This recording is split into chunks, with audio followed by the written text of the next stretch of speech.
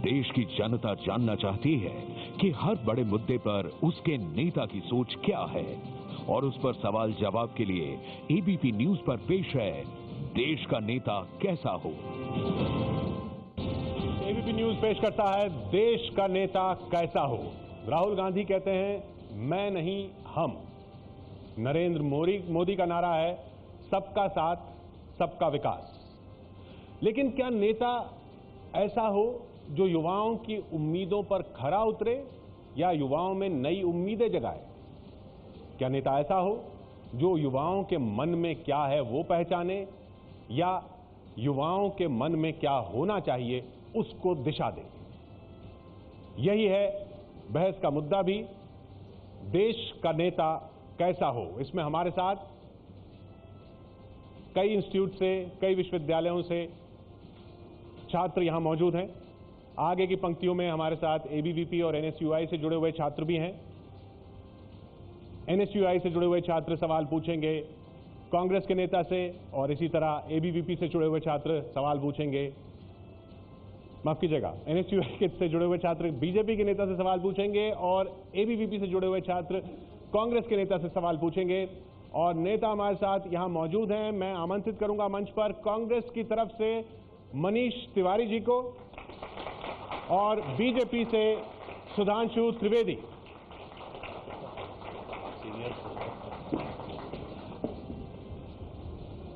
सबसे पहले सत्ता पक्ष मनीष तिवारी जी हमें 2 मिनट में बताएंगे कि देश का नेता कैसा हो, और आपका वक्त मनीष जी शुरू होता है अब। सबसे पहले तो आपका बहुत बहुत धन्यवाद कि आपने इस कार्यक्रम में हमें आमंत्रित किया। किसी भी राजनीतिक कार्यकाल का जब मूल्यांकन किया जाता है तो मूल्यांकन 5 बिंदुओं पर किया जाता है। सबसे पहला राजनीतिक स्थिरता। पिछले 10 साल में यूपीए की सरकार ने इस मुल्क में राजनीतिक स्थिरता दी है। दूसरा सांप्रदायिक सौहार्द।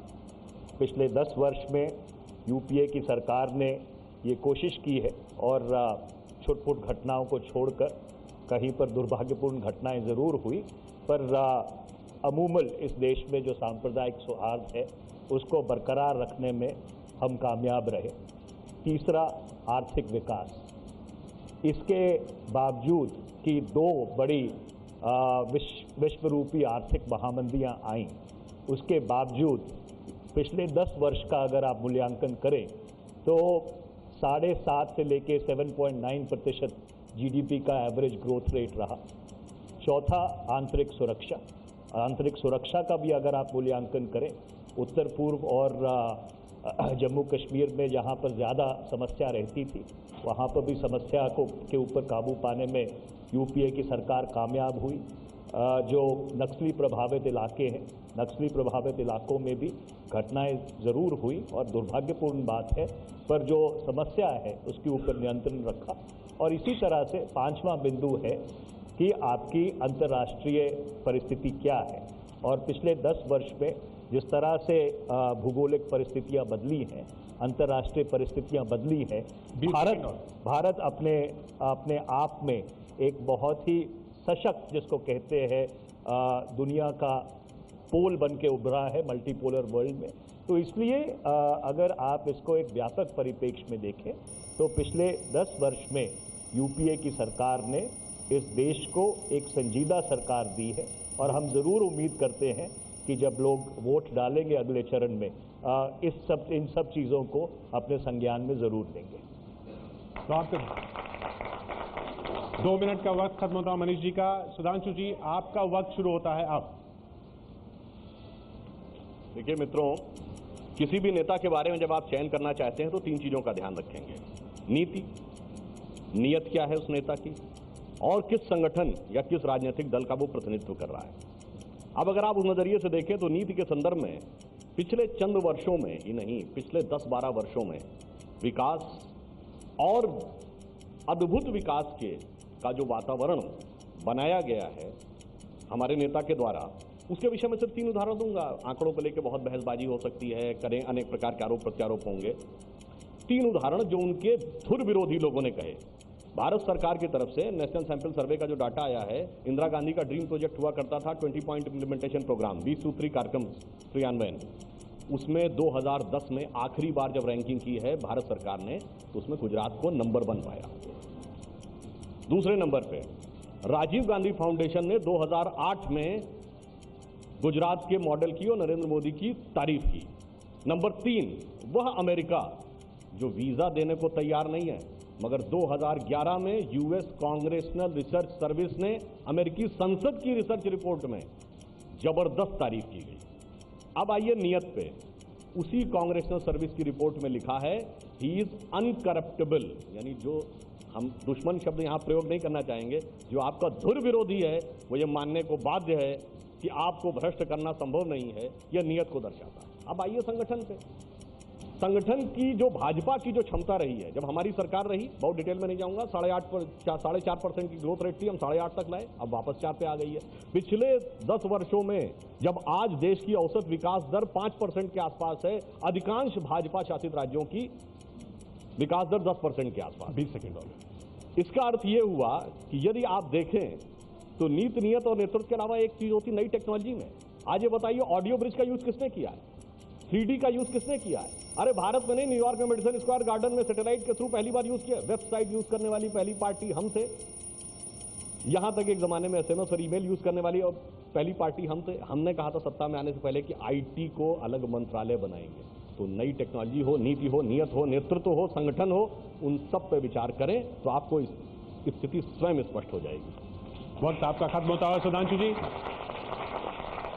इससे पहले कि मैं यहाँ सदन में सवाल लूँ, मनीष जी, आप सुधांशु जी को काउंटर करना चाहेंगे किसी पॉइंट पर? देखिए, सुधांशु जी ने अपनी बात रख दी है, हमने अपनी बात रख दी है। अब जो जनता के सवाल हैं, लोग अपने साथियों के सवाल हैं, उसका हम जवाब दे देंगे।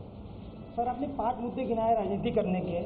दुर्भाग्य से इस चुनाव में 5 मुद्दों पर चुनाव नहीं लड़ा जा रहा है। मैं आपसे आंतरिक सुरक्षा पर प्रश्न करना चाहता हूं। आपने नक्सलवाद की बात की, जो कि लगातार बढ़े हैं पिछले 10 सालों में। नक्सलवाद पर दिग्विजय सिंह जी का कुछ और बयान रहता है, प्रधानमंत्री जी का कुछ और बयान रहता है। चाइना पे हमारा 1 महीने बाद आता है कि हम क्या करें। जम्मू कश्मीर पे वीडियो लीक होने के बाद स्टैंड आता है कि हमें क्या करना है। आप आंतरिक सुरक्षा में पिछले 10 वर्षों में क्या हुआ, यही बता दें।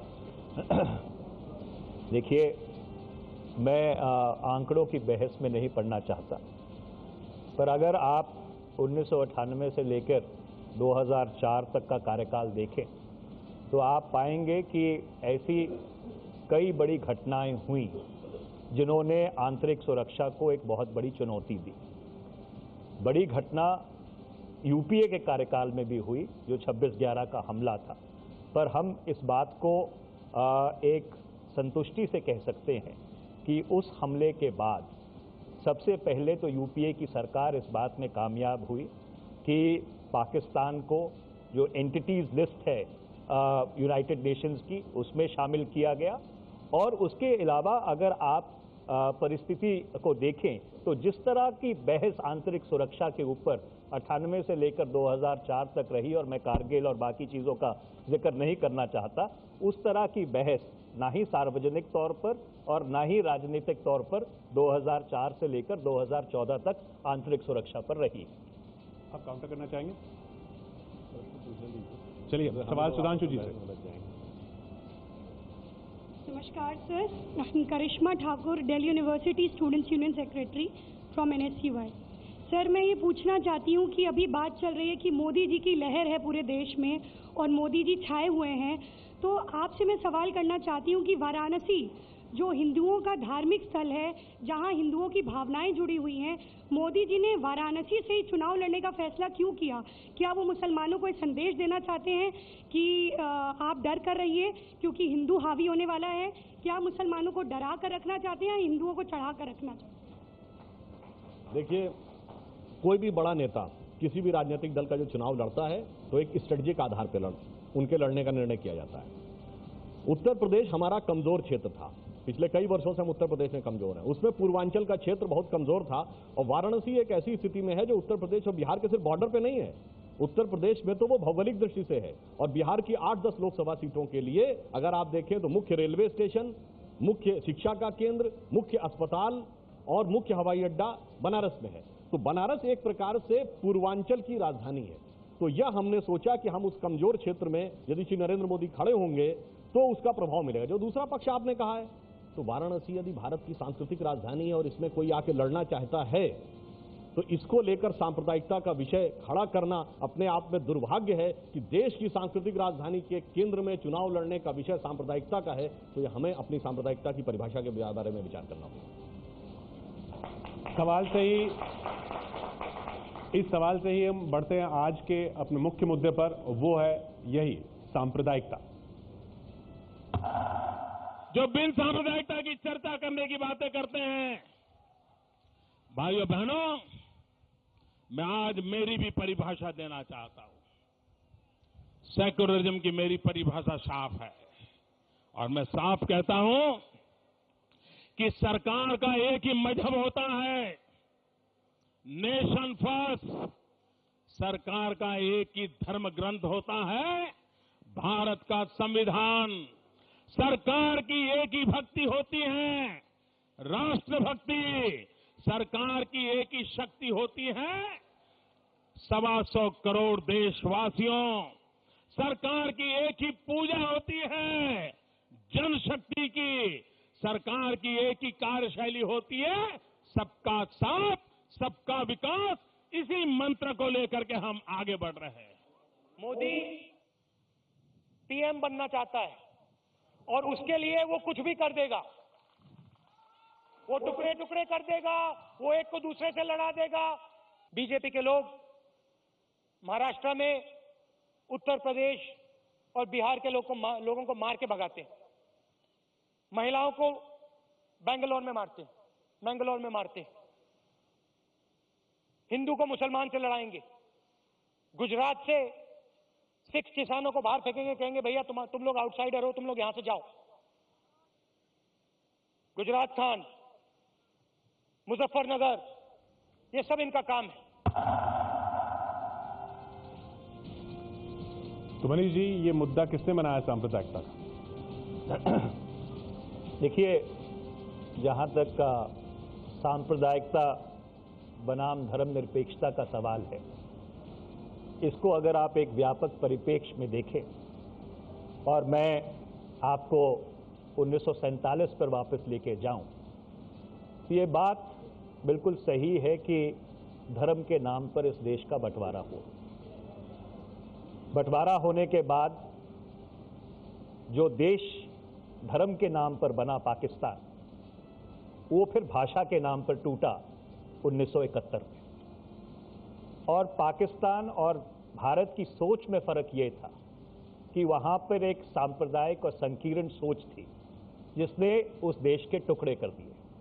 और जहां तक भारत का सवाल है, क्योंकि हम धर्मनिरपेक्षता के पथ पर चले, सर्वधर्म समभाव हमने अपना मूल मंत्र रखा कि हम सब लोगों का एक समान आदर करेंगे, इसलिए पिछले 64 वर्ष में इस बात के बावजूद कि निरंतर और लगातार इस देश में सांप्रदायिकता का विष घोलने की कोशिश की गई, और मैं जिस तरह से बाबरी मस्जिद को ध्वस्त किया गया और बाकी अनेक इस तरह के जो वाक़या हैं उनमें ना जाकर सिर्फ एक बात आपको कहना चाहता हूं कि अगर इस मुल्क को एक रहना है, अगर इस मुल्क को सुदृढ़ बनना है, तो अक्सरियत की नहीं, अक्सरियत के साथ साथ अगर हम अपनी अक़लियतों की पूरी सुरक्षा नहीं करेंगे, पूरी इज्जत नहीं करेंगे, तो मुझे इस बात का संदेह है कि जो हमारे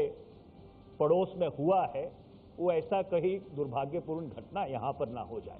तो इसलिए 1947 से लेकर या 1952 से लेकर 2014 तक जितने चुनाव हुए हैं इस देश में, चाहे ओवर्ट रूप से, मेरी हिंदी थोड़ी कमज़ोर है, चाहे एक दबे रूप से, सांप्रदायिकता बनाम धर्मनिरपेक्षता बिल्कुल एक मूल मुद्दा इस देश का रहा है। सुधांशु जी, देखिए, अभी मनीष जी ने एक बात कही, 1947 में देश आज़ाद हुआ और धर्मनिरपेक्ष बना। बहुत बड़ी समस्या यहाँ यहीं से शुरू हो गई है। सेकुलर का अर्थ होता है पंथ निरपेक्ष, और धर्म का कोई पर्यायवाची अंग्रेजी में नहीं है। मैं आप लोगों को, यहाँ युवा लोग बैठे, मैं बताना चाहता हूँ भारत की संसद के अध्यक्ष की पीठ के पीछे लिखा हुआ है धर्म चक्र प्रवर्तनाय। भारत के सर्वोच्च न्यायालय के एम्बलम में लिखा है यतो धर्मस ततो जया। और हमारे राष्ट्रीय ध्वज पे जो अशोक का चक्र है ना, वो सारनाथ से धम्म चक्र के रूप में निकला है, यानी वो धर्म चक्र है। दुर्भाग्य क्या हुआ, देश की संस्कृति से जुड़ी वो हर चीज उसको क्रमशः धीरे धीरे सांप्रदायिक बनाते चले गए। आज तो स्थिति ये हो गई कि वैदिक गणित 0 डेसिमल देने वाला भारतीय संस्कृति वो हो गई सांप्रदायिक, योग हो गया सांप्रदायिक, इन्वायरमेंटल इंजीनियरिंग हो गई सांप्रदायिक, ऑर्गेनिक फार्मिंग चूंकि वो गाय से जुड़ी हुई है हो गई सांप्रदायिक। अब आप आइए आज के समय में सांप्रदायिकता के विषय की शुरुआत कैसे हुई?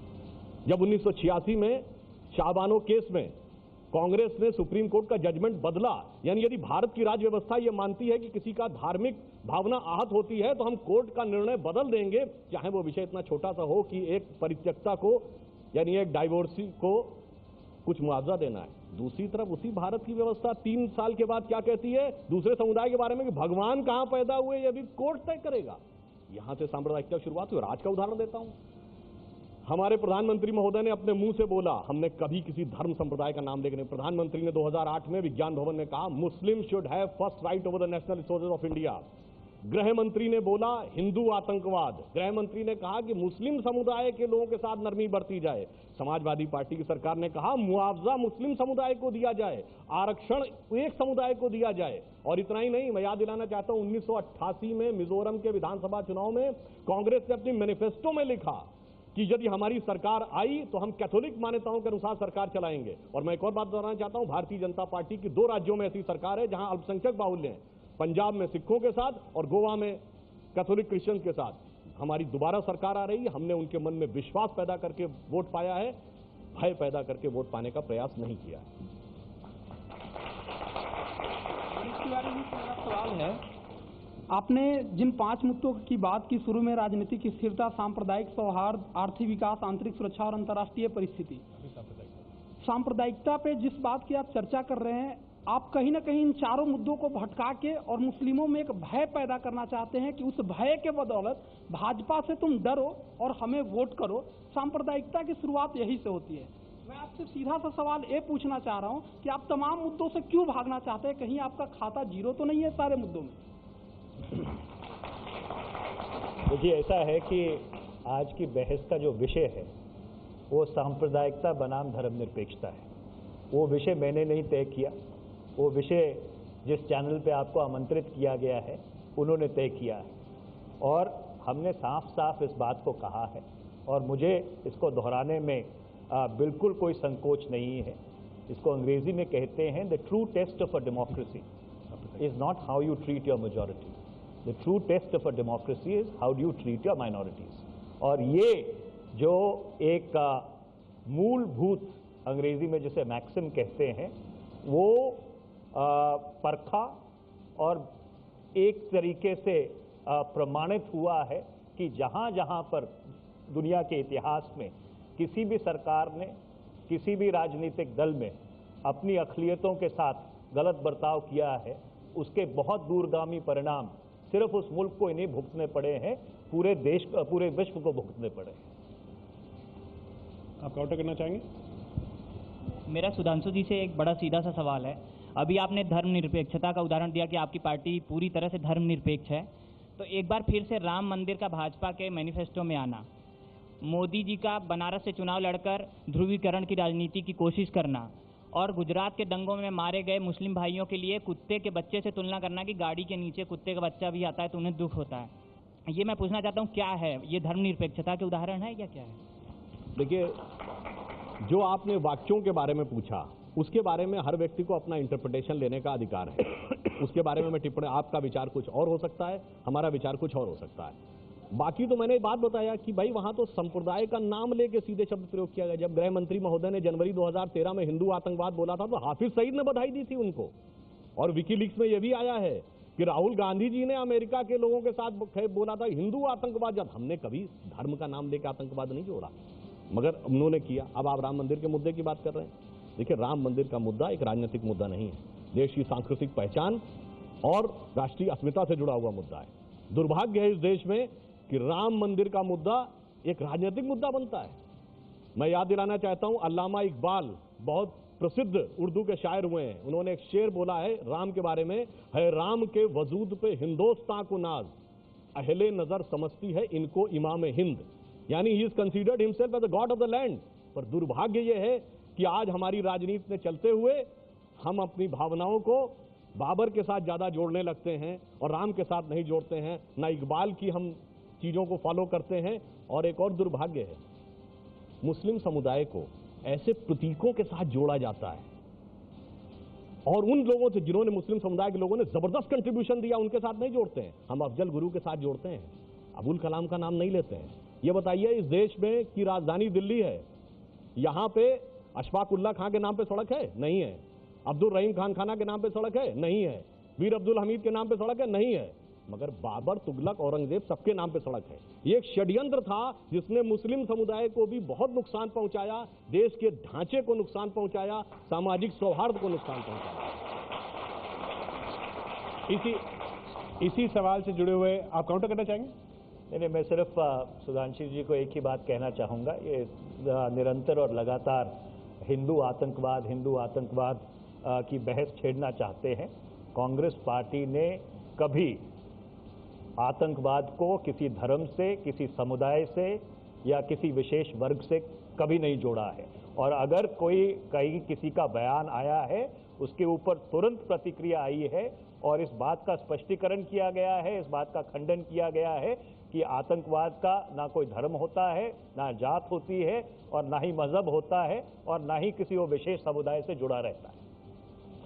वो बात मैं इनकी मानता हूं कि जब गृह मंत्री महोदय ने बयान दिया था और उसके बाद भारी प्रतिरोध हुआ था भाजपा की तरफ से, तो उन्होंने अपना बयान बाद में वापस लिया था। ये बात मैं स्वीकार करता हूं, हर बयान दिया था, यह सत्य है। चलिए, हम इसी सवाल से जुड़े हुए अगले बिंदु पर चलते हैं, अगले सवाल पर चलते हैं कि 2002 की बात 2014 में करना कितना सही? हकीकत यही है कि देश के लिए अभी मुद्दा नहीं है। जब आपकी सर्वोच्च न्यायालय से जब उनको क्लीन चिट मिल गई है तो अब वो दोषी हैं नहीं हैं, इस बारे में अब चर्चा करने का कोई मकसद नहीं। ये जो गुजरात में कांड हुए तो ट्रायल कोर्ट में तो सबको बरी कर दिया था गुजरात में। वो जो 25 पुलिस ऑफिसर जो आज के दिन जेल में हैं वो सब बरी से, और सुप्रीम कोर्ट तक वे तो बाद में ट्रायल रीओपन हुआ और वो जेल में गए। अभी तो मोदी जी ट्रायल कोर्ट में हैं और आपने उनको एक कह दिया कि वो बिल्कुल निर्दोष हैं। ये मतलब कि ये समझदारी की बात है? तो ये बात देखिए, ये ट्रायल कोर्ट है, उसके बाद हाई कोर्ट, उसके बाद सुप्रीम कोर्ट। क्या दंगों में क्लीन चिट मिल गई मोदी को? देखिए, सवाल ये नहीं है कि किसी न्यायालय का क्या फैसला है, क्योंकि जिस न्यायालय के फैसले की जिक्र करते हैं, मैं उससे जो ऊपर के न्यायालय रहे हैं उनकी क्या टिप्पणियां रही हैं उसके ऊपर बहुत विस्तृत चर्चा कर सकता हूं। पर मूलभूत मुद्दा ये नहीं है। बुनियादी मुद्दा ये है कि 2002 में जो हुआ वो अत्यंत ही दुर्भाग्यपूर्ण था, दुखद था, और इसमें कोई संदेह नहीं है कि उस समय गुजरात में भाजपा की सरकार थी। उनके जो प्रधानमंत्री के उम्मीदवार हैं वो गुजरात के मुख्यमंत्री थे। तो एक तरह से जो एक नैतिक जिम्मेदारी, अगर आप इसको एक राजनीतिक या प्रशासनिक तौर से ना देखें, एक नैतिक जिम्मेदारी बनती है कि जब इतने लोगों की वहाँ पर हत्या हुई और उसके बाद जब ट्रायल चला तो जो कन्विक्शंस हुई वो कन्विक्शंस सिर्फ तब हुई जब ट्रायल्स को गुजरात के बाहर लेके जाया गया। तो इसलिए सवाल ये नहीं है कि 2002 को 2014 में क्यों उठाया जाए। सवाल ये है कि क्या जो भाजपा है या गुजरात की सरकार है वो नैतिक जिम्मेदारी लेने के लिए तैयार है कि नहीं। देखिए, 2002-2014 में 12 साल में एक बड़ी महत्वपूर्ण बात है। जितना लंबा टारगेटेड ट्रायल कोर्ट से लेके मीडिया और तमाम वामपंथियों से प्रेरित इंटेलेक्चुअल इंस्टीट्यूशंस के द्वारा नरेंद्र मोदी जी का हुआ, उतना शायद भारत की राजनीति के इतिहास में किसी का नहीं हुआ। उसके बाद भी उनको उत्तरोत्तर न्यायिक प्रक्रिया से राहत मिली है। और कपिल सिब्बल जी क्या बोल रहे हैं? नहीं, वो ट्रायल कोर्ट से राहत मिली है, अभी उसको पूरे ना मानिए। चलिए मान लिया, अरे उत्तर प्रदेश में समाजवादी पार्टी के बारे में तो सर्वोच्च न्यायालय ने बोला है, एक शब्द नहीं निकला मुंह से। आपकी केंद्र में सरकार थी, फटकार लगाना तो छोड़िए, चेतावनी देना तो छोड़िए, अप्रसन्नता व्यक्त करना तो छोड़िए, एक एडवाइजरी तक नहीं जारी की। सब हाथ में हाथ मिलाते रहे।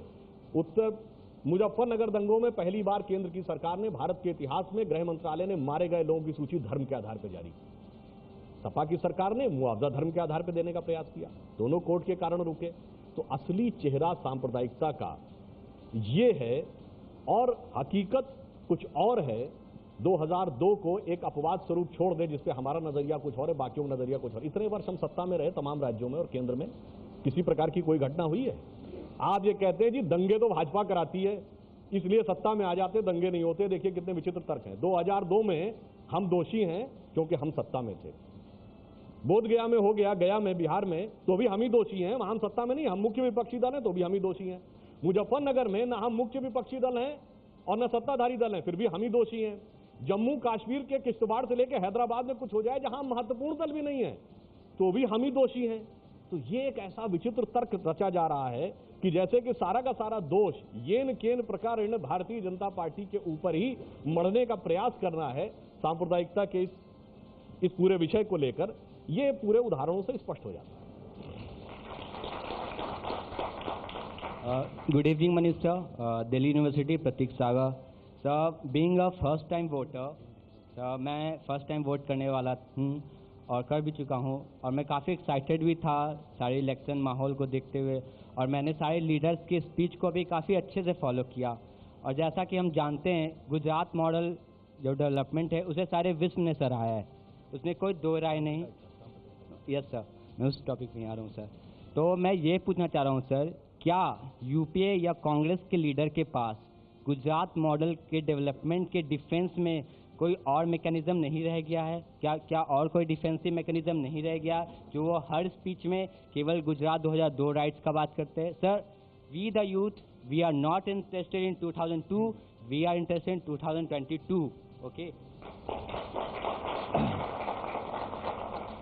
देखिए, पहली बात तो ये है कि जो आपके विचार हैं मैं उनका आदर करता हूं, पर एक बात आपको ज़रूर कहना चाहूँगा कि जो मुल्क अपने इतिहास भूल जाते हैं या जो मुल्क दुनिया में जो घटा है उससे सीख नहीं लेते तो उसके जो परिणाम हैं उस बहुत दूरगामी हैं और बहुत दूरगामी होते हैं। इसलिए क्योंकि आप छात्र हैं, मुझे नहीं मालूम कि आप किस विषय से संबंधित हैं, पर मैं ज़रूर आपको ये सलाह देना चाहूँगा कि देश का और विश्व का इतिहास आप ज़रूर पढ़िए। और जहाँ तक आपने गुजरात मॉडल की बात की है, देखिए अगर आप इसको एक परिप्रेक्ष्य में देखेंगे तो आप पाएंगे कि जो बाकी राज्य हैं, चाहे महाराष्ट्र हो, चाहे कुछ विपक्षी राज्य भी हैं जैसे बिहार है या उड़ीसा है जहाँ पे कांग्रेस की सरकार नहीं है, वहाँ पर जो आर्थिक तरक्की है वो गुजरात से कहीं ज़्यादा रही है। गुजरात में एक बैकग्राउंड था और उस बैकग्राउंड को आप अगर परिप्रेक्ष्य में रखें तो जो 2001 से लेकर 2014 तक में हुआ है और उसकी तुलना बाकी राज्यों से करेंगे तो आप पाएंगे कि ये गुजरात मॉडल एक बहुत बड़ी मिथ्या है। क्योंकि यहाँ पे आप सब लोग छात्र बैठे हैं, मैं ज़रूर ये आपसे कहूँगा कि इसका जो सच है उसकी गहराई में जाने की ज़रूरत है। सुधांशु जी, मैं अमृता धवन हूँ। मैं आपसे सवाल पूछना चाहती हूँ कि विकीलीक्स को आपने मेंशन किया, लेकिन विकीलीक्स के फाउंडर ने ये बार बार स्पष्ट किया ट्वीट करके कि उन्होंने ऐसा कुछ नहीं कहा कि मोदी जी भ्रष्ट नहीं है। तो आप बार बार एक गलत तरीके से गलत प्रचार, एग्रेसिवली फेक एंडोर्समेंट कर रहे हैं जिसकी जनता की आंखें खुल चुकी है। मुझे एक तो इसका जवाब चाहिए। और जब सांप्रदायिक के दंगों की बात करते हैं, मैं आपसे ये भी सवाल पूछना चाहती हूँ कि शिवसेना में आपका गठबंधन है महाराष्ट्र के अंदर, तो आपके जो यूपी के, बिहार के हमारे युवा साथी भाई बहन वहाँ काम करने जाते हैं और शिवसेना के लोग उनको मारते हैं, पीटते हैं, आपने तो कभी खंडित नहीं किया। और आप बात करते हैं कि एक भारत और श्रेष्ठ भारत, तो कभी आपने खंडित नहीं किया, कभी आपने शिवसेना को दरकिनार नहीं किया। इसका जवाब आप मुझे दीजिए। देखिए, जो पहले आपने विकीलीक्स वाली बात कही थी वो भारतीय जनता पार्टी का किसी भी प्रकार का कोई आधिकारिक वक्तव्य या आधिकारिक प्रस्तुति नहीं थी, नहीं, जो असंजस का बयान था। दूसरी बात, आपने जो शिवसेना की बात कही, ये एक बहुत मिथ्या प्रचार है। वहां पर उत्तर भारतीयों के साथ जो कुछ हुआ वो मनसे ने किया है, शिवसेना ने नहीं किया है। और मनसे को बढ़ावा कैसे मिला? महाराष्ट्र में कांग्रेस की सरकार है और उसको बढ़ावा मिलता चला गया, कोई कार्रवाई नहीं होती है, मामला आगे बढ़ता चला जाता है। और ये पहली बार देश के इतिहास में नहीं होता है। मनसे ने तो गडकरी जी और मोदी जी को समर्थन किया है, तो आप कैसे अपने आप को उनसे दरकिनार कर सकते हैं? जी मैं बिल्कुल बता रहा हूँ, तो गलत है। हमारे राष्ट्रीय अध्यक्ष ने स्पष्ट कर दिया है कि यदि समर्थन देना है तो साथ में आ जाएं, अन्यथा बगैर साथ में आए समर्थन का औचित्य नहीं है। और कांग्रेस के हुकूमत में बहुत डिटेल में नहीं जाऊंगा, अरे यही पंजाब में भिंडरावाले के साथ किया, तमिलनाडु में एलटीटी के साथ किया, पंजाब असम अकॉर्ड को लेकर आसाम में किया। ये जो विभेदकारी राजनीति थी ना कि फूट डालो और राज करो, उसको बड़ी चतुराई के साथ यूज किया है कांग्रेस ने। और कभी कभी वो उल्टा भी पड़ जाता है। पंजाब में भिंडरावाले उल्टे पड़ गए थे, एलटीटी उल्टा पड़ गया था। अब वैसे ही उन्होंने राज ठाकरे का प्रयोग किया था कि शिवसेना का वोट काटेगा। और ये बात सही है कि अगर पिछली चुनाव में वो नहीं हुआ होता, शायद भाजपा शिवसेना की दोबारा सरकार होती। तकलीफ और अब्यूज नहीं करती। आप मन से आज इस बात को मान रहे हैं कि शिवसेना ने कभी उत्तर भारतीयों के साथ कोई मारपीट नहीं की है? मनसे ने किया है, शिवसेना ने नहीं किया। शिवसेना ने नहीं किया है। शिवसेना ने नहीं किया। इसका जो है ना भुगतना पड़ेगा भी महाराष्ट्र में जब चुनाव होगा। और जिस पूर्वांचल वोट की आप बात कर रहे हैं वाराणसी के अंदर, वो भी आपसे छूटने वाला है। अरे भाई, जो किया ही नहीं है तो वो विषय कहां से आता है? चलिए लौटते 2002-2014 के विषय पर। जो 2002 वाली बात इन्होंने कही, उस पर आपने जवाब नहीं दिया कि 2002 से जो जोड़ के देख रहे हैं कि आप 2002 में कह रहे हैं कि कांग्रेस ये कर रही है, वो कर रही है, आप बाकी चीजें जो आपसे जुड़ी हुई है उन पे जवाब नहीं दे रहे हैं। देखिए, हम सांप्रदायिकता को विषय बना के चुनाव नहीं लड़ना चाहते। हम महंगाई, भ्रष्टाचार और कुशासन पर चुनाव लड़ना चाहते हैं, और उसका ठोस आधार है। अभी 4 महीने पहले विधानसभा के चुनाव हुए, सांप्रदायिकता कहीं मुद्दा नहीं था। पूरे देश ने देखा कहां कांग्रेस खड़ी थी, कहां हम खड़े थे। अब मजबूरी हो गई, इसलिए आपने देखा कि नवंबर के बाद 2002 का कैसेट ज्यादा बजना शुरू हुआ कि कुछ तो वोट आए हमारे पक्ष में।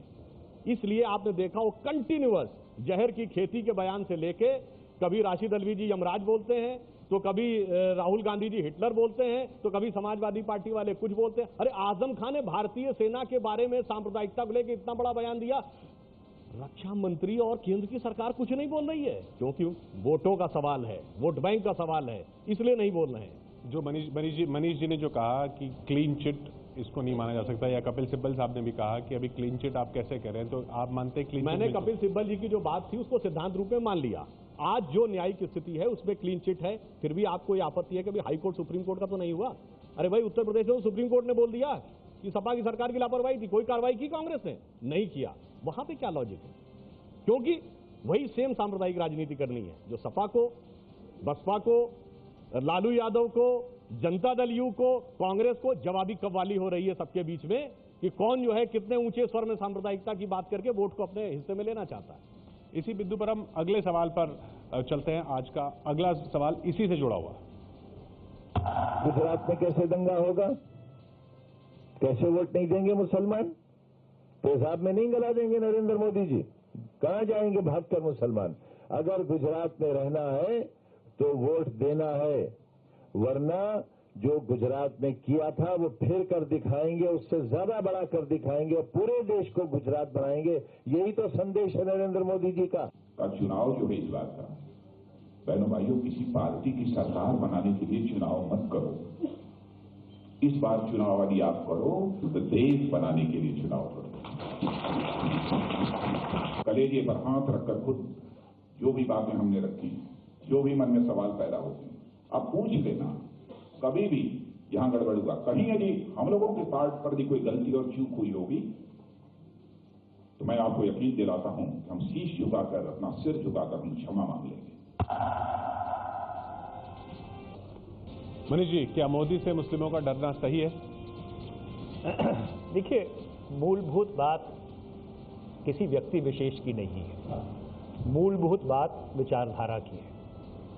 और जैसे मैंने पहले अर्ज किया था, मैंने कहा था कि किसी भी लोकतांत्रिक मुल्क में अगर अक़लियतों को डरना पड़े, अगर उनमें एक सेंस ऑफ इनसिक्योरिटी हो, तो इस बात के ऊपर एक गहरा आत्मचिंतन करने की जरूरत है कि ऐसी परिस्थिति क्यों पैदा होती है। सुधांशु जी हमारे मित्र हैं, इन्होंने अपने वक्तव्य में जिक्र किया कि जब भी कहीं पर कोई सांप्रदायिक समस्या पैदा होती है तो भाजपा को दोषी ठहराया जाता है। हम भाजपा को दोषी नहीं ठहराते, पर मैं इनसे ये पूछना चाहता हूं कि ऐसा क्यों है कि जब भी ऐसी कोई वारदात कहीं पर होती है तो जो शक की सुई है वो इनकी तरफ क्यों घूमती है। इसके ऊपर इनको आत्मचिंतन करने की जरूरत है। इनको जो एक परिपेक्ष है, जो एक इतिहास है, उसमें जाने की जरूरत है, क्योंकि सिर्फ ये कहकर कि किसी प्रदेश में हम इतने साल थे, वहां पर दंगा नहीं हुआ, काम चलने वाला नहीं है। जरूरत इस बात की है कि इस तरह का भ्रम लोगों के मन में क्यों पैदा होता है, उसके ऊपर भारतीय जनता पार्टी को आत्मचिंतन करने की जरूरत है।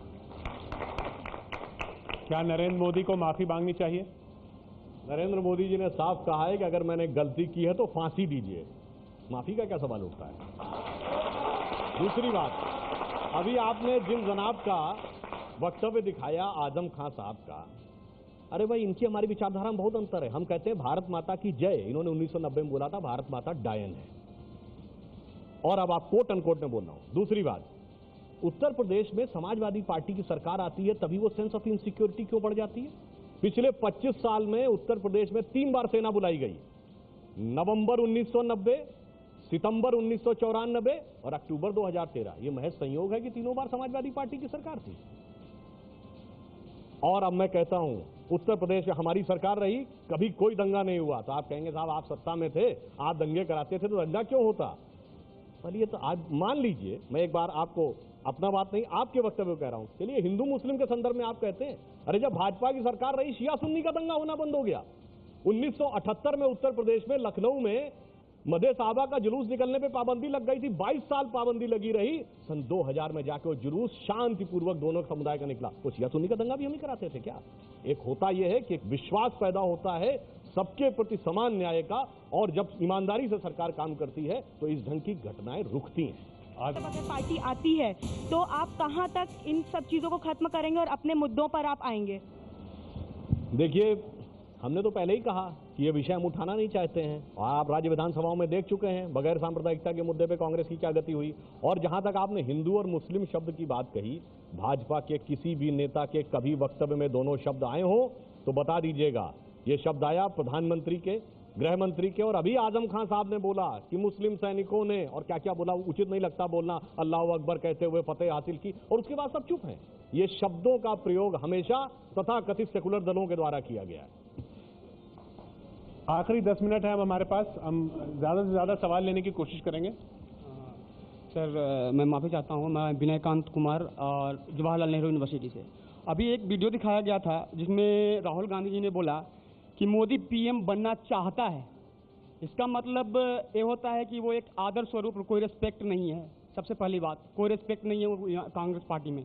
दूसरी बात कि सबसे पहले मैं एक क्वेश्चन पूछना चाहता हूँ कि कश्मीर, केरला एंड वेस्ट बंगाल जो मुस्लिम डोमिनेटेड एरियाज हैं, उसमें कम्युनलिज्म के ऊपर क्यों नहीं चौक किया जाता है? देखिए, जहाँ तक राजनीतिक प्रतिद्वंदियों का सवाल है, हम हमारे सारे राजनीतिक प्रतिद्वंदियों का बहुत आदर और सम्मान करते हैं। आपने देखा कि सुधांशु त्रिवेदी जी का कितने अदब और सत्कार से मैं नाम लेता रहा हूं, तो इसलिए आपको कोई गलतफहमी नहीं होनी चाहिए कि जहां तक हमारे राजनीतिक प्रतिद्वंदियों का सवाल है उनका हम पूरा आदर और सम्मान करते हैं। दूसरा, आपका जो सवाल था मेरे को पूरी तरह समझ नहीं आया, क्या क्या आपने सवाल पूछा था? जो मुस्लिम डोमिनेटेड एरिया हैं जिसमें कश्मीर हो गए, केरला हो गए, वेस्ट बंगाल हो गए, तो उसमें कम्युनलिज्म के ऊपर कोई टॉक क्यों नहीं किया जाता है? देखिए, सवाल कोई सांप्रदायिकता किसी प्रदेश से जुड़ा हुआ मुद्दा नहीं है। बहुत ही व्यापक रूप से इस सांप्रदायिकता का किस तरह का असर दक्षिण एशिया के ऊपर पड़ा है, उसके ऊपर विस्तार से मैंने चर्चा की है। और इसलिए हम ये मानते हैं कि भारत के लोकतांत्रिक परिप्रेक्ष्य में सांप्रदायिकता बनाम धर्मनिरपेक्षता एक मूलभूत बुनियादी मुद्दा है, और जब तक ये इनसिक्योरिटी रहेगी अक़लियतों में, क्योंकि किस तरह की जो सियासत की गई है और किस तरह का माहौल बनाया जाता है, मैं उसमें विस्तार से नहीं जाना चाहता। तब तक ये जो मुद्दा है, चाहे हम कितनी भी इसके ऊपर लिपापोती करने की कोशिश करें, ये मुद्दा ज़रूर लोगों के मन में रहेगा। सुधांशु जी, मेरा नाम दीपिका देशवाल है।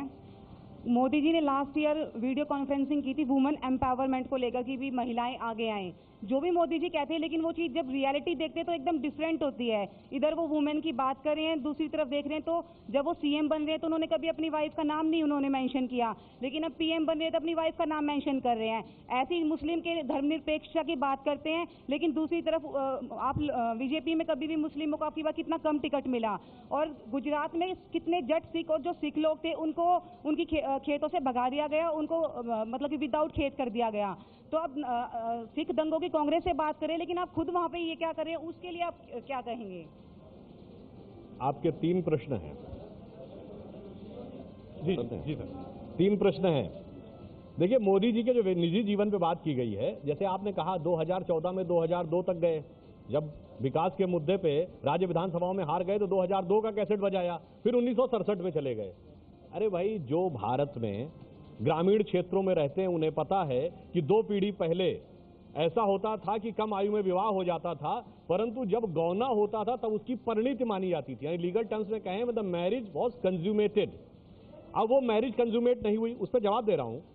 अब उसके बाद उन्होंने यदि उनको परिवार को छोड़ा था तो सामाजिक और राष्ट्रीय हित के लिए छोड़ा था। कोई ऐशो आराम की जिंदगी करके पैसा कमा के जलवा नहीं कर रहे थे। वो राष्ट्रीय स्वयंसेवक संघ के प्रचारक बने थे और सब कुछ छोड़ के गए थे। अब उसका उल्लेख क्यों नहीं किया वो भी बताते हैं। जिस व्यक्ति से आपका 40 साल संबंध न रहा हो, कोई परिचय नहीं हो, अगर संविधान में यह व्यवस्था है कि आप मौन रह सकते हैं तो अकारण आप उसका नाम क्यों डालें? जब संविधान ने कहा तो आपने नाम भी डाल दिया। इसमें किस प्रकार की गलती है? जैसे उदाहरण के लिए पूरी बात, जब सांसदों को अपने एसेट्स डिक्लेयर करना जरूरी नहीं था, ये हमारी गवर्नमेंट डिक्लेयर किया, उस समय आप उस कॉलम को ब्लैंक छोड़ सकते थे। इसका मतलब ये नहीं हुआ ब्लैंक छोड़ने वाला हर सांसद भ्रष्टाचारी हो गया।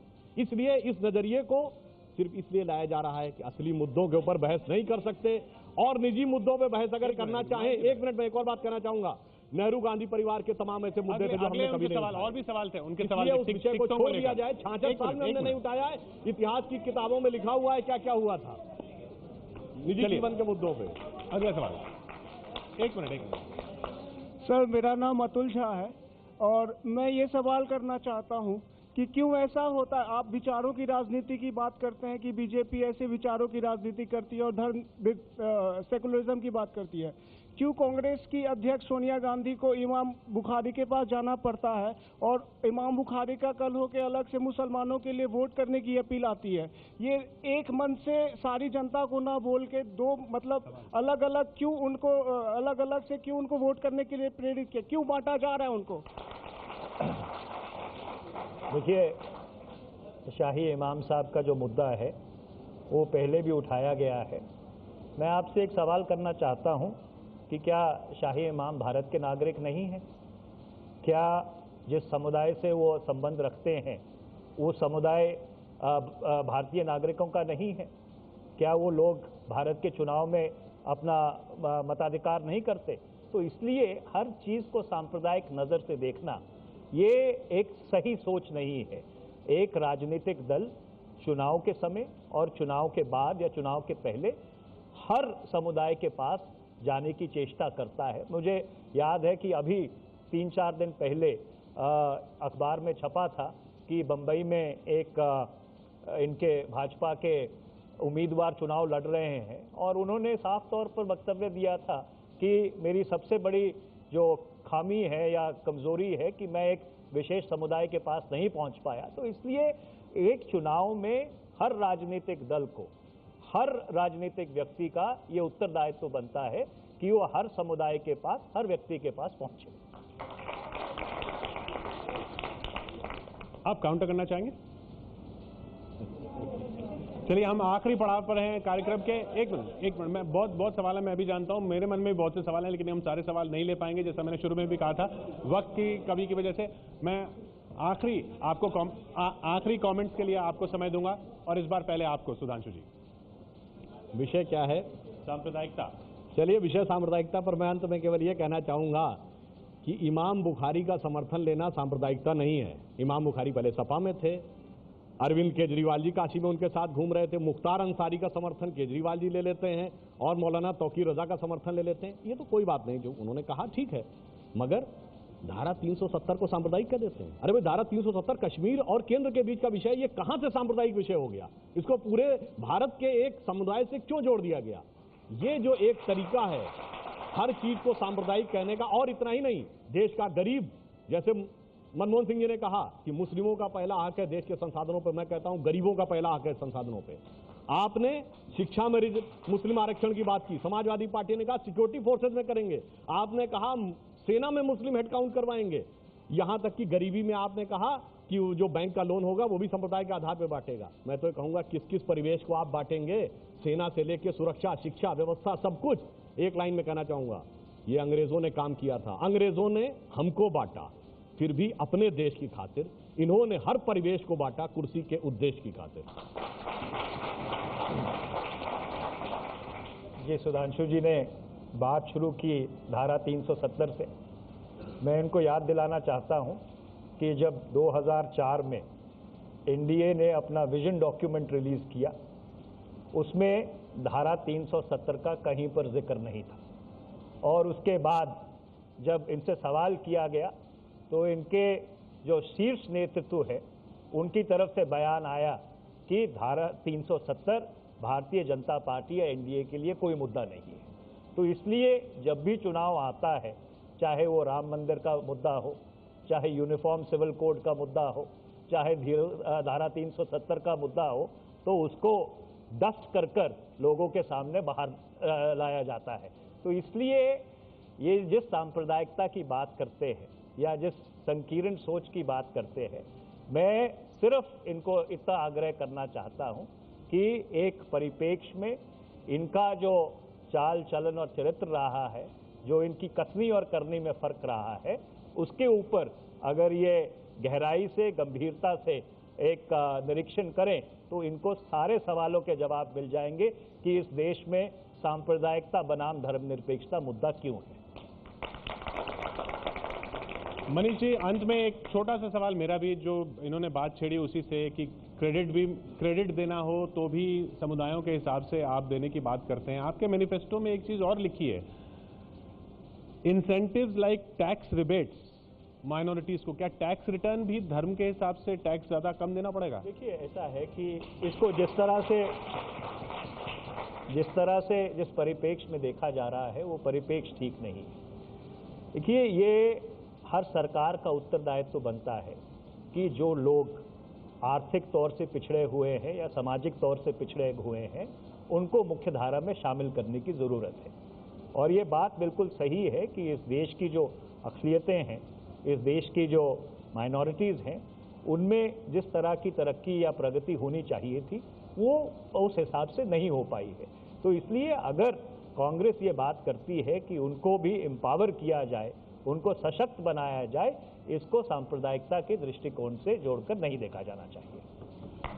बहुत बहुत शुक्रिया सुधांशु जी और मनीष तिवारी जी अपनी बात यहाँ पर रखने के लिए युवाओं के सामने, और आप सभी का भी बहुत बहुत शुक्रिया। बहुत से सवाल हमने लेने की कोशिश की, बहुत से नहीं ले पाए, उसके लिए मैं माफ़ी चाहूँगा।